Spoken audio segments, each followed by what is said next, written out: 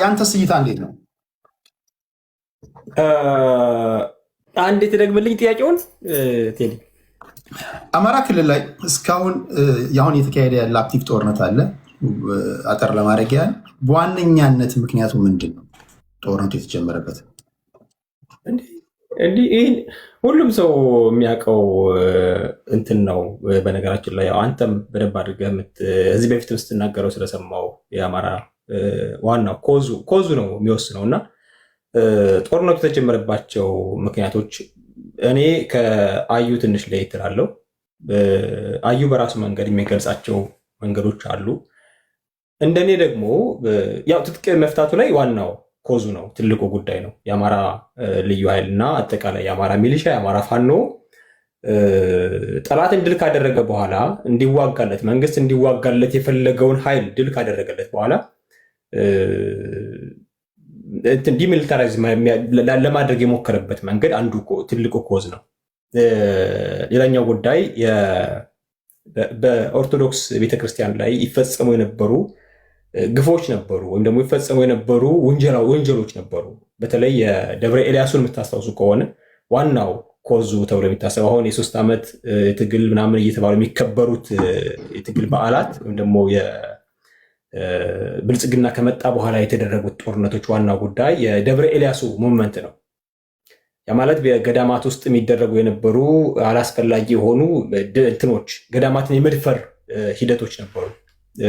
መነኮሳትን የማሳደድ መነኮሳት ላይ ወንጀል የመፈጸም ቤተክርስቲያናት ላይ በጾም ሰዓትም አላስፈላጊ በሆኑ ሰዓትም እየሄዱ ከብት የሚያርዱበት መንገድ ነበረ። ያን የሚያደርገው የመከላከያ ሰራዊት ነበረ። በነገራችን ላይ የመጀመሪያው ኦፕሬሽን ደብረ ኤልያስ ላይ ሲሰራ እነ ደረጀ በላይ ነበሩ ያን ኦፕሬሽን የሰሩት፣ የተወሰኑ እነ ብርሃኑ ጁላ የነበሩበት ሰዓት ማለት ነው። ከዛ በኋላ ነው ተቀጣጥሎ የቀጠለው እና መንግስት የነበሩት ኮዞች እንዳሉ ቢሆኑ ልዩ ኃይሉን የማፈረሱ ሂደት እንዳለ ትጥቅን የማስፈታት ሂደት እንዳለ ቢሆንም ህወሓት ትጥቅ ባልፈታችበት ሁኔታ ጠላቶቻችን የአማራ ጠላቶች በሙሉ ታጥቀው አማራን ለማጥፋት አማራን ለማሳደድ አማራን ለመግደል ለማፈናቀል እየጣሩ በነበረበት ሰዓት የአማራን ፋኖና የአማራን ሚኒሻ የአማራን ታጣቂዎች ግን የአማራን ገበሬ ትጥቅ ፍታ ብለው ያስገድዱት ነበርና ያነ ቂም ነበረ። ከዛ በኋላ በየገዳማቱ እየዞሩ ትንኮሳዎች ነበሩ። የአማራን ኃይል የመተንኮስ ስራዎች ነበሩና ንቅናቄ ተፈጥሮ ነው የመጀመሪያ ኦፕሬሽን ተሰርቶ ነው ጦርነቱ ተፋፍሞ የቀረው። ማስታወሰው ነው ከማስታወሰው አንጻር ነው በፋኖነት ደረጃ ስለማውቀው ማለት ነው። እና ያን ነው እኔ ኮዙ ብዬ ማስበው እሱም ብቻ ነው። እሺ ይሄ ጀስት መንደርደሪያ ነው። ወደ ሁለተኛው ዞርም ስለምመጣ በዛ ላይ እንሄዳለን። አፍሪካ ወደ ላይ ከፍል አድርገሽ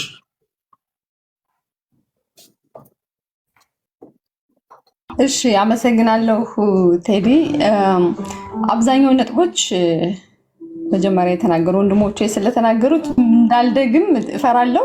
ግን ባጭሩ ለማስቀመጥ የመጀመሪያ የአማራ ፋኖ የትጥቅ ትግል የጀመረበት አንድ ይቅርታ፣ አፍሪካ ባክግራውንድ ላይ ክላሲካል ካለ አጥፊው፣ በሌላም ፕላትፎርም ስላለው ሞኔታይዜሽን ኢሹ ላይ ነው። ኦኬ ሶሪ፣ ይሰማል? ይሰማል። ኦኬ ቴንክ ዩ።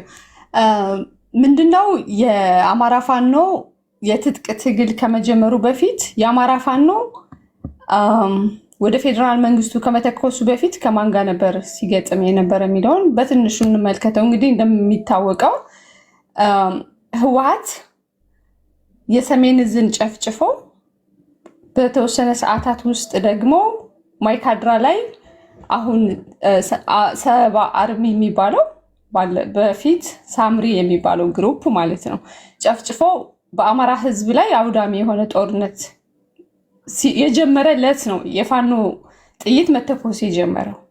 ያን ጊዜ ከመከላከያ ከመድረሱ በፊትም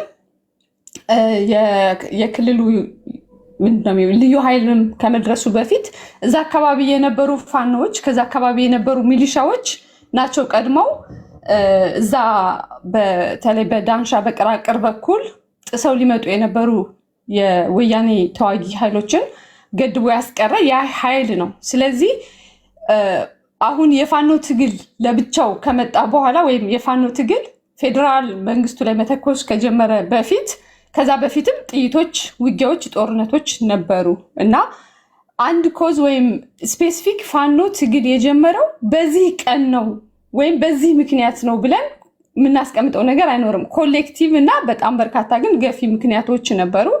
ለምሳሌ በወለጋ ምክንያቱም እኔ ያው ትግሉ ሲጀመር የትግሉ በጣም ቀንደኛ ደጋፊ ነበርኩኝ እና እንደዛ በጣም በሀገሪቱ ላይ ሲደረግ የነበረው ጭፍጨፋ፣ ወለጋ ላይ የሚካሄድ የነበረው ጭፍጨፋ ከወለጋም አልፎ መዲናዋ ላይ ወይም አዲስ አበባ ላይ ሲደረግ የነበረው አትገቡም፣ እንደዚህ በሀገራችሁ እንደፈለጋችሁ መንቀሳቀስ አትችሉም ሲባልበት የነበረው ሁኔታ ኢሚዲየት ኮዝ ነበሩ። ማለት ኢሚዲየትሊ የሰዎችን ስሜት በጣም ጨምድዶ በመያዝና በጣም የመከፋት ከፍተኛ የሆነ የመገለል በተቃራኒው ደግሞ ይህን ስርዓት መቃወም አለብን፣ በዚህ ሁኔታ እየተገደለን መቀጠል አንችልም የሚሉ ቅድም እንዳልኩ መጀመሪያ ላይ የታጠቁ ወታደሮች ነበሩ፣ ፋኖዎች ነበሩ።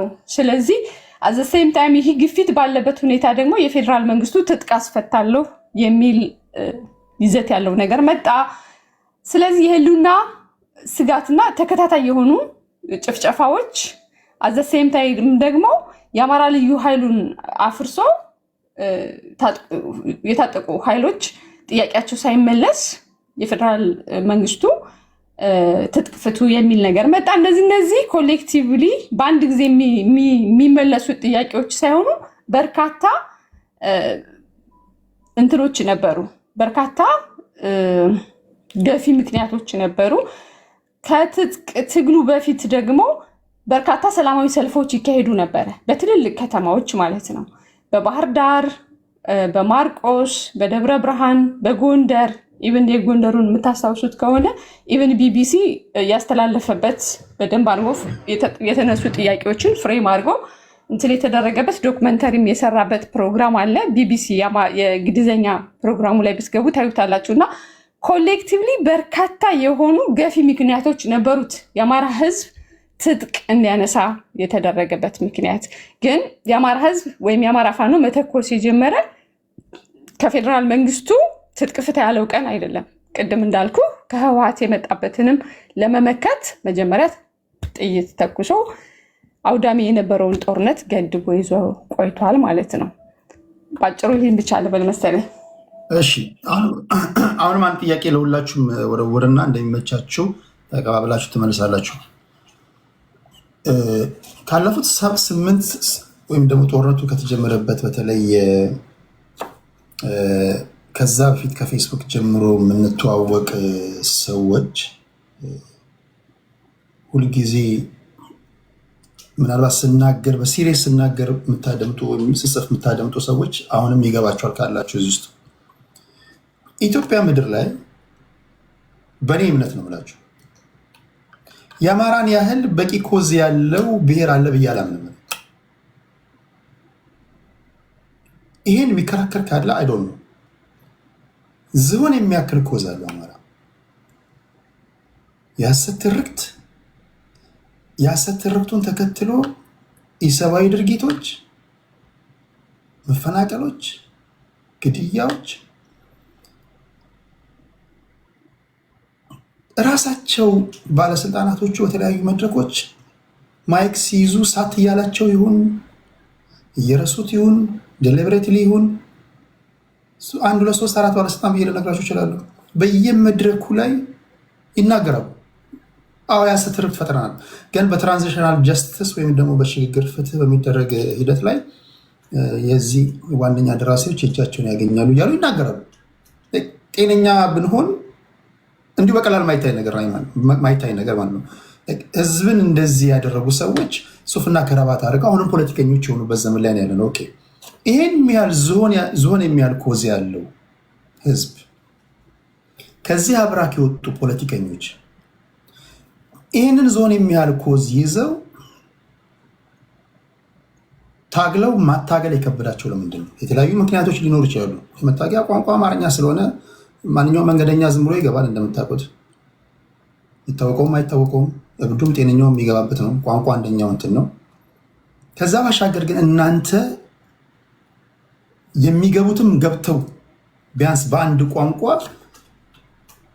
ለምንድነው ታግላችሁ መታገል የከበዳችሁ? በዚህ ጉዳይ ላይ የወጥ የሆነ ትግል ማድረግ የከበዳችሁ ለምንድነው ብላችሁ ታስባላችሁ? እስኪ ከማለ ጀምር። እሺ ከአንተ ከእሸቱ አይ ቲንክ። እሺ ችግር የለውም። በእኔ በኩል በተደጋጋሚ ብዙ የተቋሰንበት አጀንዳ ነው። በነገራችን ላይ አጀንዳ የአማራ ትግል እንደምታውቀው እንትን ነው፣ የዘላን ሜዳ ነው። የዘላን ሜዳ ማለት ማንም ሰው እንዴት ነው ከብት ያለው ሁሉ እንትን የሚልበት ሂዶ ግጦሽ የሚያሰማራበት ማለት ነው። መናገር የቻለ ሁሉ የሚያወራበት፣ ፖለቲካ መተንተን የቻለ ሁሉ የሚተነትንበት ነው የአማራ ፖለቲካ። ተመሳሳይ ቋንቋ ነው ያለ፣ ሁሉም የሚናገረው ቋንቋ ነው ያለ። ማንኛው አማራ ነው ማንኛው አይደለም የሚለውን መለየት እንኳን እስከማንችል ድረስ ማለት ነው። እና ለሁሉም ምቹ የሆነ ሜዳ ነው። በዚህ ጉዳይ በዚህ ሁኔታ ጠላትም ወዳጅም ኤሊቶችን ማሳደድ ይፈልጋል። የኢንተረስት ፖለቲካ የሰፋበት ሜዳ ነው። እያንዳንዱ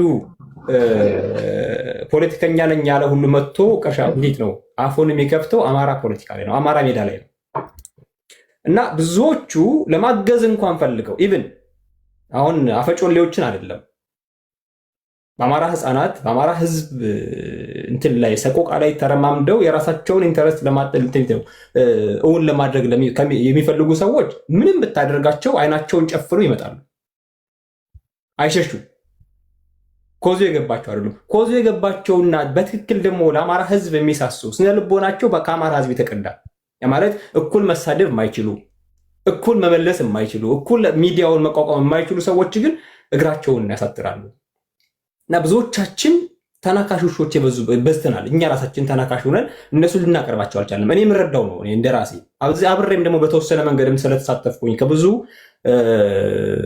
እኔ እንደ ወጣት ሁኜ ከብዙ ምሁራኖች ጋር ለመማርም ስለምፈልግ ከእነሱ ጋር ስለምጠጋ ማወራው ምሰማውንም በተሳተፍኩባቸው መድረኮች የምረዳው ነገር እሱ ነገር ነው። ተናካሽ ውሾች ስለበዙ ብቻ እግራቸውን ሰብስበው ከየቤታቸው ተቀምጠዋል። ማታገል አልቻልንም። ሜዳውን ለነሱ ምቹ ማድረግ አልቻልንም። ለምሁራን ምቹ ማድረግ አልቻልንም። ለኤሊቶች ምቹ ማድረግ አልቻልንም። አይደለም በውጭ ያሉ ኤሊት ተብለው ምሁራን ናቸው ተብለው በየቤታቸው የተቀመጡ ሰዎችን ይቅርና መሬት ላይ ያሉ ታጋዮችን እንኳን በልኩ ማታገል አልቻልንም። አንድ መሪ እንኳን መርጠን ወደፊት ማሰለፍ አልቻለም። የአማራን ፋኖ ይህን ያክል ግዙፍ ሰራዊት ታይቶ በማይታወቅ ሁኔታ በዘመናት በምዕት ዓመት አንዴ እንኳን የማይገኝ እድል አግኝተን እንኳን አንድ መሪ መርጠን ማሳተፍ አልቻለም። ያ ምንድነው? ሁላችንም አዋቂዎች፣ ሁላችንም ፖለቲከኞች፣ ሁላችንም ስልክ ያለን ሁሉ ፖለቲከኞች ነን። መናገር የቻልን ሁሉ የለቃቀምናትን ሳምንት ሁለት ሳምንት ቲክታክ ላይ ተቀምጠን የለቃቀምናትን ቴዲ ቤት መጥቼ የተለያዩ ሰዎች የተለያዩ ብሔር ሰዎች ይመጣሉ እዚህ ቤት ላይ እነሱ የለቀምኳትን አማርኛ ምንም ፖለቲካ መጥቼ እንትን አደርጋለሁ እነሱ ላይ መጥቼ አቀርሽባቸዋለሁና ለዛ ነው ተናካሹ ስለበዛ መተው እንኳን ለማገዝ እንኳን ፈልገው መምጣት አይፈልጉ። ስለዚህ አንዳንዴ ምንድነው ካለ ልምድ አንፃር የሚነግሩን ምንድነው መታገል የምትፈልጉ ከሆነ በትክክል የአማራ ኮዝ ገብቷችሁ ወደፊት የምትመጡ ከሆነ ያኔ ጠይቁን፣ አሁን ላይ ግን ዝግጁ አይደለንም የሚል ምላሽ የሚመልሱላችሁ እናገኛቸዋለን። ከሁሉም ጋር ኮንታክት አለን፣ ከአብዛኛዎቹ ጋር ከምን ወዳቸው ቴዲ አንተ የምታውቃቸው በጣም የሚገራርሙ ፖለቲካ ያላቸው የሚገራርም ብስለት ያላቸው ማስተማር የሚችሉ ስልጠና መስጠት የሚችሉ ወጣቱን እንዴት ነው ኦርጋናይዝ ማድረግ የሚችሉ ብዙ ልጆች አሉ፣ ብዙ ሰዎች አሉ፣ ታላላቆቻችን። እነሱን እንኳን ስናናገራቸው ለምንድን ነው የማታገዙ ስንላቸው በየት በኩል ልምጣ ነው። ስለዚህ የኛ አሰላለፍ ነው ችግር የፈጠረው። ወጣቱ የተማሩትን ከማቅረብ ይልቅ ራሱ የተማረ መስሎ መቅረብ ይፈልጋል እና ያ ነው ችግራችን ብዬ ነው የምረዳው። ቴንክ ዩ። እሺ ቀጥሎ መሄድ የሚፈልግ ሰው እጃችሁን መልእክት አሳዩ። ሌላ ጊዜ ቢሆን የተለያዩ ሰዎች ስለሚመጡ በቀደም ተከተለው ማስቀመጡ። አዩ እኔ ልቀጥል። ቴዲ አመሰግናለሁ። እሺ በጣም ጥሩ ፖይንት አንስቷል። ተናካሽነታችን ባይዞ ይሄ የኢትዮጵያ ፖለቲካ አንዱ ባህሪ መገለጫው ተናካሽ ነው። በጣም ራሱን ነው የሚበላው። እሱ ቶክሲክ ነው። ኢንቫይሮንመንቱ የፖለቲካል ኢንቫይሮንመንታችን በጣም ቶክሲክ ነው። ስለዚህ ሰዎች በጣም ቆዳቸው ደንዳና ሆኖ ስድብና ዘመቻ ምናልባት ግፋ ካለ ሞትን ጭምር ለመጋፈጥ ዝግጁ ሆነው እስከ መጨረሻው አይዘልቁ። አንደኛው ይጀምረዋል። በጣም ዘመቻ ሲበዛበት ጥሎ ይጠፋል። በጣም ካራክተር አሳሲኔሽኑ በጣም ከባድ ነው ባይዘው የኢትዮጵያ ፖለቲካ። እሱን ነው ያነሳው እና ቴንኪው። በነገራችን ላይ አንድ አንተ ጋር እንድታየው የምፈልገው ቴዲ ጥያቄ ላይ የአማራ ጥያቄ በጣም ጠንካራ የተቆጠሩ የተሰሉ ጥያቄዎች መኖራቸው እንደተጠበቀ ሆኖ አማራ የኢትዮጵያን ዕዳ ጫንቋ ላይ መሸከሙን ደግሞ መዘንጋት የለብንም። ስለዚህ የአማራን ፖለቲካ ሰራለው ስትል የሀገር ፖለቲካን ታሳቢ አድርገህ ነው የምትጓዘው። ምርር ብለህ ጠርዝ ከሄድክ ኢትዮጵያ የምትባል ሀገርን ደግሞ በውስጥ እያሰብክ ነው የምትጓዘው። ስለዚህ ሁለት ጊዜ አስበህ አንድ ጊዜ ቁረጥ የሚባለው ነገር ነው ተሸክመን እየተጓዝን ያለ እና የአማራ ፖለቲካ ላይ የሚሰጡ አስተያየቶች በዚህ እንዲታዩ እፈልጋለሁ። እንደምታውቀው በኢትዮጵያ ሀገረ መንግስት ግንባታ ውስጥ አማራ እንደ ህዝብ ከአማራ ብራክ የወጡ መሪዎች እንደ መሪ ድርሻቸው ቀላል አይደለም። በጣም ብዙ ኮንትሪቢሽን አላቸው። ስለዚህ በኢትዮጵያ ፖለቲካ ውስጥ አማራን ወክሎ ፖለቲከኛ የሆነ ሁሉ በሚያደርገው እንቅስቃሴ ውስጥ ሀገሩን ያስቀድማል፣ አባቶቹን ያስቀድማል። በየትኛው መንገድ ብትጓዝ ከአፄ ቴዎድሮስ ፈለግ ፈቀቅ ማድረግ የሚፈልግ አማራ አታገኝም። ከአፄ ምኒልክ ፈለግ መሸሽ የሚፈልግ አማራ አታገኝም። አሁን ያለው የኢትዮጵያ ፖለቲካ ደግሞ የአፄ ቴዎድሮስን የአፄ ምኒልክን የኢትዮጵያ አንድነትና ሉዓላዊነትን የሚያስቀድም ፖለቲካ አይደለም ያለው። ይህ ሰልፊሽነት የተጠናወተው ራስ ወዳድነት፣ እኔነት የተጫነው። ስለዚህ በአማራ ውስጥ እኔነትና እኛነትን ነው ደርቦ እየተጓዘ ያለው።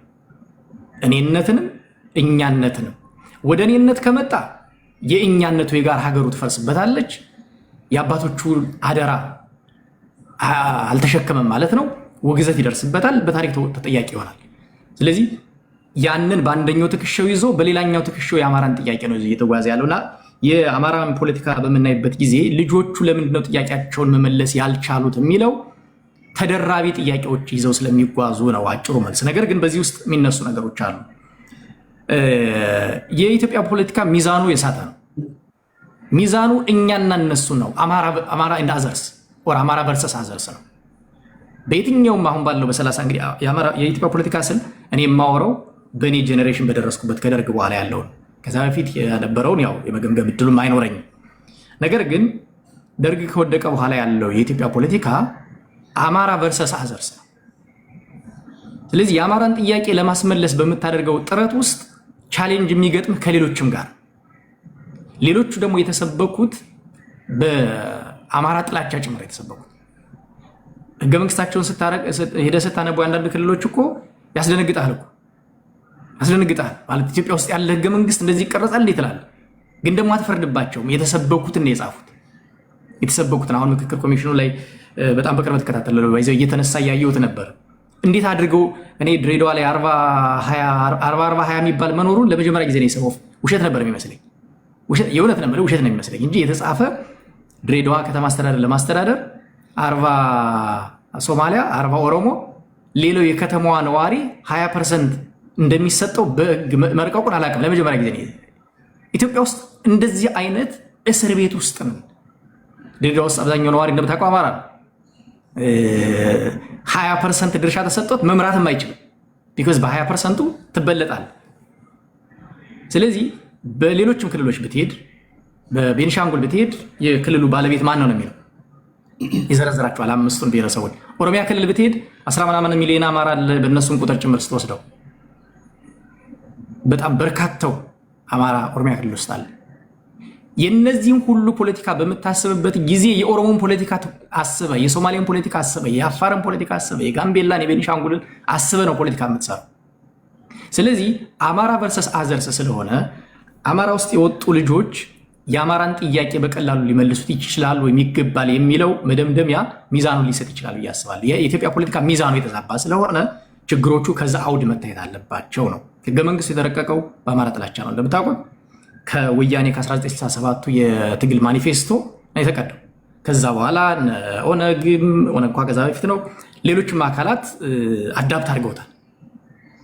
ከዛ ህገ መንግስት የተቀዱ ህጎች ናቸው። ሌሎች ክልሎች አሉ። ኦሮሚያ ክልል ውስጥ እኮ አማራን በፖለቲካ ማደረጃጀት አትችልም። አማራ ኦሮሚያ ክልል ውስጥ እኮ መሪ መሆን አይችልም። ነሰሰርሊ ኦሮሚያ ክልል ብቻ አይደለም፣ ሌላም ቦታ ላይ ማለት። ሌሎች ግን አማራ ክልል ግን መሪ መሆን ይችላል። አማራ ዊዝን አማራ ክልልና ከአማራ ክልል ውጭ ያለውን ከፍለ በምታይበት ጊዜ የኢትዮጵያ ፖለቲካ አማራ ቨርሰስ አዘርስ በመሆኑ ለኢትዮጵያ ፖለቲከኞች ለአማራ ፖለቲከኞች ተጨማሪ በርደን ሰጧቸዋል የሚል ግምገማ አለኝ። ሶስተኛው ነጥብ የአማራ ቀጠና የፖለቲከኞች እግር ኳስ መጫወቻ ሜዳ መሆኑ ነው። እኔ ከዚህ በፊት ተናግሬ አውቃለሁ። በተለይ እኔ የጎንደር ልጅ ነኝ። እንደምታውቁት ጎንደር አፄ ኃይለ ሥላሴን ለመቃወም እንቅስቃሴ በጀመረበት ጊዜ የተማሪዎች አመፅ ከዛ በኋላ ሲከሽ ወደ ጫካ ሲወጡ ከአዲስ አበባ ዩኒቨርሲቲ እየወጡ እዛውም አካባቢ ያሉት የሄዱት ጎንደር ነው። እነ ኢሃፓ እነ ኢዲዩ ምናምን የሚባሉት ቤዛቸው ጎንደር ነው። ኢቭን እነ ጀብሃና እነ ቲፒኤልኤፍን በምታይበት ጊዜ እዛው ድንበር ላይ ስለሆኑ ቀጠናቸው የመታገያ ሜዳ ነው። እግር ኳስ ሜዳ ግጥሚያም እንደምታደርግበት በደርግ ጊዜ የነበረውንም ተመሳሳይ ነው የሚሆነው። በወያኔ ጊዜም ኢቭን ከደርግና ወያኔ ጊዜ አካባቢ በመሀል ላይ ከፋኝን ብትወስደው ከዛ በኋላ የእነ አባት አርበኞችን ብትወስደው የእግር ኳስ ሜዳ አሁንም የግጥሚያው ሜዳ ጎንደር ነው። which is technically አማራ ክልል ማለት ነው። ጎንደር ቀላል ሪሶርስ አይደለም። አማራ ክልል ውስጥ ትልቅ ቤዝ ነው።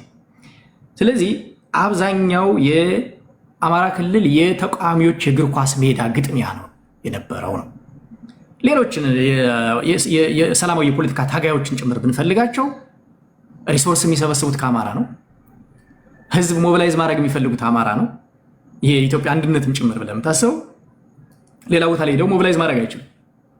ስለዚህ ምን ይሆናል ማለት ነው? ፍላጎቶቻቸው የበዙ ብዙ አካላት አማራ ክልል ላይ መጣው ይሰባሰባሉ ማለት ነው። በዚህ ምክንያት የአማራን ጥያቄ አሰባስቦ ወደ አንድ ቋት አስገብቶ በሰላ የመድረክ ትግልም ሆነ በሌላ መንገድ ለማስመለስ አንደኛው ፈተና የሆነው እሱ ነው የሚል ነው። አራተኛ አንድ ማንሳት የምፈልገው ብዙዎች ላይወዱት ይችላሉ፣ ቋሚ ተቃዋሚነትን እንደ ትግል ስልት መቁጠር